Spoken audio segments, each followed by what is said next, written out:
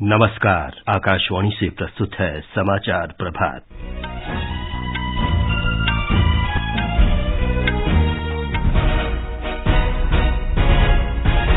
प्रधानमंत्री नरेंद्र मोदी आज त्रिपुरा में 2 चुनावी रैलियों को संबोधित करेंगे। नागालैंड विधानसभा चुनाव में नाम वापसी के बाद 183 उम्मीदवार मैदान में।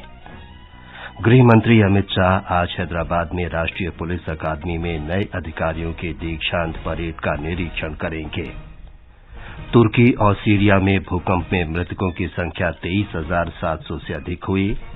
प्रधानमंत्री नरेंद्र मोदी ने कहा, भारत संकट की इस घड़ी में तुर्की के साथ खड़ा है।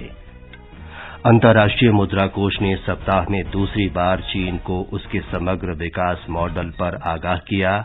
कहा, भविष्य में चीन की वृद्धि दर कम हो सकती है।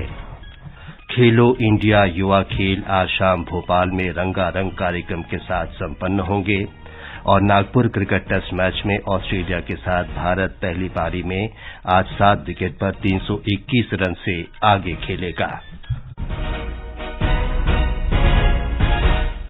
समाचार प्रभात के साथ मैं विमलेंदु पांडे। प्रधानमंत्री नरेंद्र मोदी आज त्रिपुरा के अंबासा और उदयपुर में चुनावी रैलियों को संबोधित करेंगे। राज्य में बृहस्पतिवार को होने वाले विधानसभा चुनाव के लिए प्रचार अभियान जोरों पर है।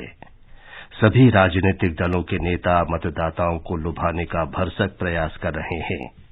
कल भाजपा के वरिष्ठ नेता किरेन रिजिजू और मुख्यमंत्री माणिक साहा ने रैलियों को संबोधित किया। अन्य राजनीतिक दलों के वरिष्ठ नेता भी राज्य में प्रचार कर रहे हैं। इसके अलावा चुनाव में मतदान के प्रति जागरूकता बढ़ाने के अभियान भी चलाए जा रहे हैं। ब्यौरा हमारे संवाददाता से। सभी राजनीतिक दल अपने प्रसार में व्यस्त है और मतदान प्रतिशत में एक नया रिकॉर्ड बनाने के लिए प्रदेश भर में जागरूकता कार्यक्रम भी बढ़ रहे हैं। स्वीप के तहत central bureau of communication CEO office के सहयोग से लोकगीत, नुक्कड़ नाटक और कठपुतली शो के जरिए मतदाताओं के बीच जागरूकता पैदा कर रहा है। मिशन 929 के तहत उन बूथों को लक्षित किया जा रहा है जहां मतदान के प्रतिशत थोड़ा कम है। मानस प्रतिम शर्मा, आकाशवाणी समाचार, अगरतला। उधर नागालैंड में विधानसभा चुनाव में 4 महिलाओं सहित कुल 183 उम्मीदवार मैदान में हैं।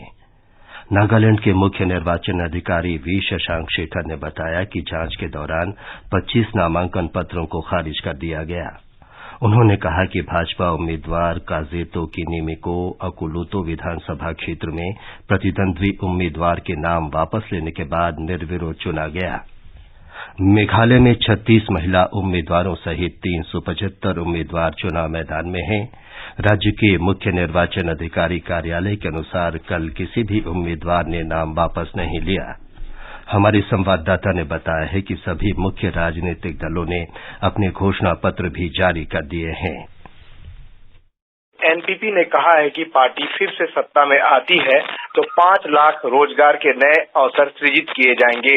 वहीं पहली बार सभी 60 सीटों पर चुनाव लड़ रही भाजपा ने भ्रष्टाचार के सफाये और विकास को प्रमुख मुद्दा बनाया है। पार्टी के वरिष्ठ नेता ऋतुराज सिन्हा ने कहा है कि भाजपा मेघालय में मजबूत बुनियादी ढांचा बनाने के लिए काम करेगी। कांग्रेस ने चुनाव में लोगों से 5 वायदे किए हैं। पार्टी के प्रदेश अध्यक्ष ने कहा कि सरकार बनने पर राज्य में स्वच्छ प्रशासन देखने को मिलेगा। पहली बार मेघालय में चुनाव लड़ रही तृणमूल कांग्रेस ने लोगों से अच्छी बुनियादी सुविधाएं उपलब्ध कराने के वायदे किए हैं। एचएसपीडीपी और वीपीपी जैसी पार्टियों ने भी राज्य के विकास को प्रमुख चुनावी मुद्दा बनाया है।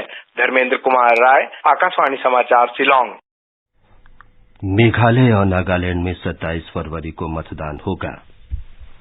केंद्रीय गृह मंत्री अमित शाह आज हैदराबाद में सरदार वल्लभ भाई पटेल राष्ट्रीय पुलिस अकादमी में भारतीय पुलिस सेवा के नए अधिकारियों की दीक्षांत परेड का पुनरीक्षण करेंगे।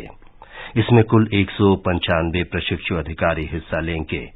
29 प्रशिक्षु अधिकारी भूटान, मालदीव, नेपाल और मॉरिशस पुलिस से हैं। अकादमी के निदेशक एएस राजन ने बताया कि परेड में 37 महिला अधिकारी भी हिस्सा लेंगे। महिला और बाल विकास मंत्रालय की G20 अधिकार प्राप्त समूह की पहली बैठक आज से आगरा में शुरू हो रही है। 2 दिन की इस बैठक का विषय है विभिन्न क्षेत्रों में महिला सशक्तिकरण, डिजिटल कौशल संवर्धन की भूमिका और भावी कौशल।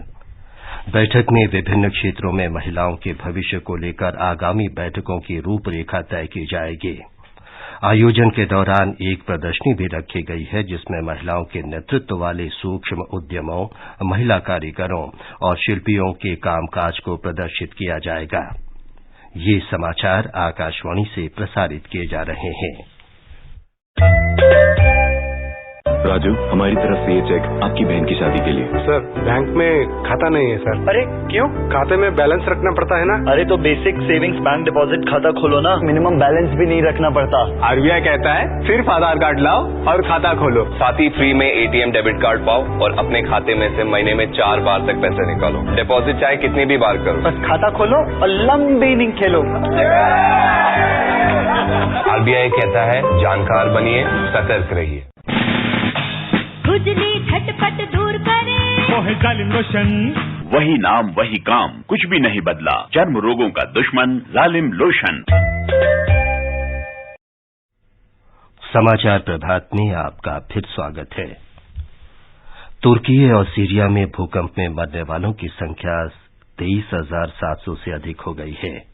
इन दोनों देशों में सोमवार को 7.8 तीव्रता का विनाशकारी भूकंप आया था। पिछले 2 दशकों में ये सबसे तेज भूकंप था। राहत और बचाव एजेंसियों को आशंका है कि मृतकों की संख्या और बढ़ सकती है क्योंकि कई लोग अब भी मलबे में दबे हैं। भयंकर शीतलहर के कारण बचाव कार्यों और जीवित लोगों की तलाश में बाधा आ रही है। सीरिया सरकार ने देश के उत्तर पश्चिम में विद्रोहियों के कब्जे वाले क्षेत्र में भूकंप पीड़ितों को अंतर्राष्ट्रीय सहायता भेजने की अनुमति दे दी है। संयुक्त राष्ट्र के मानवीय मामलों के अवर महासचिव मार्टिन ग्रिफिथ्स ने सीरियाई सरकार के इस कदम की सराहना की है। संयुक्त राष्ट्र की शरणार्थी एजेंसी ने कहा है कि सोमवार के भूकंप से सीरिया में कम से कम 53 लाख लोगों के बेघर होने का अनुमान है। प्रधानमंत्री नरेंद्र मोदी ने कहा है कि संकट की इस घड़ी में भारत तुर्की के लोगों के साथ मजबूती से खड़ा है। श्री मोदी ने कहा कि भारत ऑपरेशन दोस्त के तहत अधिक से अधिक लोगों की जान बचाने का प्रयास करता रहेगा। भारतीय टीम इस ऑपरेशन में दिन रात काम कर रही है। अंतर्राष्ट्रीय मुद्रा कोष ने फिर कहा है कि चीन के विकास मॉडल में व्यापक सुधार की आवश्यकता है। मुद्रा कोष के अनुसार चीन की वृद्धि दर कम हो रही है और काफी समय तक इसके कम ही रहने की संभावना है। एक सप्ताह के भीतर ये दूसरा मौका है जब अंतर्राष्ट्रीय मुद्रा कोष ने चीन को लेकर आगाह किया है। मुद्रा कोष का कहना है कि सरकारी कंपनियों की कम उत्पादकता और रियल एस्टेट क्षेत्र की कम वृद्धि दर के बावजूद उन पर चीन की अत्यधिक निर्भरता के कारण चीन का निवेश आधारित विकास मॉडल लाभकारी नहीं रह गया है। केंद्र सरकार ने उच्चतम न्यायालय में 2 नए न्यायाधीश नियुक्त किए हैं। इसके साथ ही न्यायालय में न्यायाधीशों की निर्धारित संख्या पूरी हो गई है। विधि मंत्री किरेन रिजिजू ने नई नियुक्तियों की घोषणा करते हुए बताया कि उच्च न्यायालय के 2 मुख्य न्यायाधीशों को उच्चतम न्यायालय में नियुक्त किया गया है। इसके साथ ही उच्चतम न्यायालय में न्यायाधीशों की अधिकतम संख्या 34 हो गई है। उत्तराखंड में टिहरी बांध जल विद्युत परियोजना का निर्माण कार्य तेज गति से हो रहा है। इसे अगले वर्ष मार्च तक पूरा किए जाने की संभावना है। 1000 मेगावाट क्षमता वाली इस परियोजना में 250 मेगावाट क्षमता के 4 टरबाइन होंगे। पहला टरबाइन इस साल के अंत तक काम करना शुरू कर देगा। टिहरी जल विद्युत विकास निगम के निदेशक एलपी जोशी ने बताया कि निगम उत्तर प्रदेश में ललितपुर और झांसी में 2000 मेगावाट क्षमता तथा राजस्थान में 1000 मेगावाट क्षमता वाले सौर पार्क स्थापित करेगा। 5वें खेलो इंडिया युवा खेल आज भोपाल में रंगारंग कार्यक्रम के साथ संपन्न होंगे। खेल मंत्री अनुराग सिंह ठाकुर और मध्य प्रदेश के मुख्यमंत्री शिवराज सिंह चौहान समापन समारोह में मुख्य अतिथि होंगे। एक रिपोर्ट। विभिन्न राज्यों के लगभग 6000 खिलाड़ियों ने 27 खेलों में पदकों के लिए अपनी पूरी ऊर्जा और जोश के साथ संघर्ष किया। समापन समारोह से पहले सभी विजेताओं का मुख्यमंत्री आवास से समापन समारोह स्थल वोट क्लब तक भव्य रैली निकालकर स्वागत किया जाएगा। इस दौरान सभी खिलाड़ी चैंपियंस नाम की विशेष रूप से डिजाइन की गई बस में बैठेंगे। बस के साथ कलरीपयट्टू, गटका खिलाड़ी और अन्य कलाकार अपनी प्रस्तुतियां देंगे। महाराष्ट्र ने 154 पदक जीतकर पदक तालिका में पहला स्थान बरकरार रखा है। इनमें 53 स्वर्ण, 54 रजत और 47 कांस्य पदक है। हरियाणा 40 स्वर्ण पदक सहित कुल 116 पदकों के साथ दूसरे स्थान पर है, जबकि मेजबान मध्य प्रदेश 37 स्वर्ण पदकों सहित 90 पदकों के साथ तीसरे स्थान पर है। संजीव शर्मा, आकाशवाणी समाचार, भोपाल। और अब अन्य खेल खबरों के साथ हैं हिमांशु कांतपाल। खेल मंत्री अनुराग सिंह ठाकुर आज हैदराबाद में पर्यटन मंत्री किशन रेड्डी के साथ फार्मूला ई चैंपियनशिप की शुरुआत करेंगे। हैदराबाद हुसैन सागर झील के किनारे और एनटीआर मार्ग पर देश की पहली फार्मूला ई रेस हैदराबाद ई प्री का आयोजन होगा। ये पहली गैर कार्बन उत्सर्जन प्रतिस्पर्धा है। उधर नागपुर में ऑस्ट्रेलिया के साथ पहले क्रिकेट टेस्ट मैच के तीसरे दिन आज भारत पहली पारी में 7 विकेट पर 321 रन से आगे खेलेगा। रविंद्र जडेजा 66 और अक्षर पटेल 52 रन बनाकर क्रीज पर हैं। कप्तान रोहित शर्मा ने कल करियर का 9वां शतक लगाया। पहली पारी के आधार पर भारत को अब तक 144 रन की बढ़त हासिल है। ऑस्ट्रेलिया ने पहली पारी में 177 रन बनाए थे। दुनिया की सबसे बड़ी नदी क्रूज गंगा विलास में कल पर्यटकों को ढाका और उसके आसपास के कुछ ऐतिहासिक स्थलों को देखने का मौका मिला।